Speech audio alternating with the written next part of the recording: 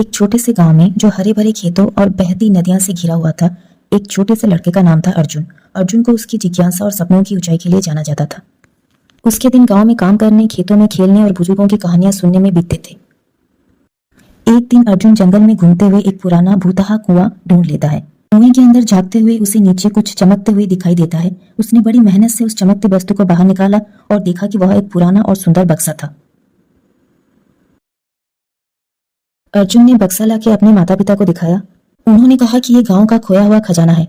इसमें पुराने नक्शे, कीमती रत्न और एक पत्र था जिसमें एक रहस्य था। गांव की समृद्धि को एक शक्तिशाली ताबीज ने संरक्षित किया था जो कई सालों से खो गया था। अर्जुन ने गांव के बुजुर्गों की मदद से ताबीज को खोजने की यात्रा पर निकल पड़ा। उसकी यात्रा कठिन रास्तों और कई चुनौतियों से भरी हुई थी।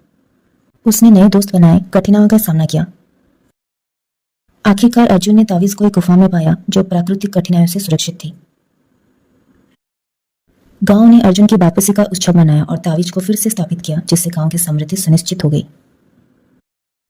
एक बार की बात है, एक गांव में एक बहू रहती थी जो रोज रात को छिपकली बन जाती थी।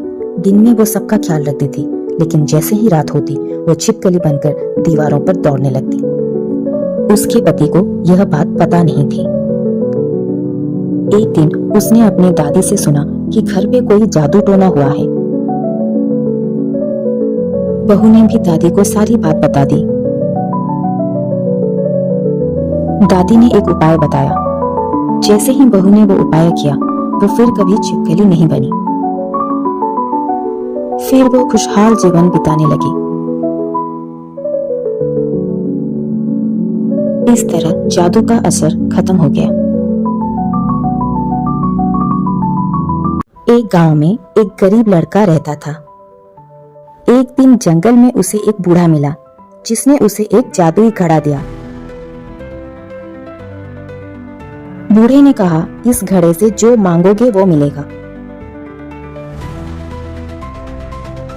लड़के ने घर जाके घड़े से खाना मांगा और तुरंत खाना आ गया। फिर उसने कपड़े, किताबें और पैसे मांगे। सब कुछ उसे मिल गया। लेकिन एक दिन उसने लालच में आकर बहुत सारा सोना मांगा। घड़ा इतना भर गया कि टूट गया। आखिर में सारी दौलत गायब हो गई। लड़के ने समझा कि संतुष्टि सबसे बड़ा धन है। अब वह खुशहाल और संतुष्ट जीवन बिताने लगा।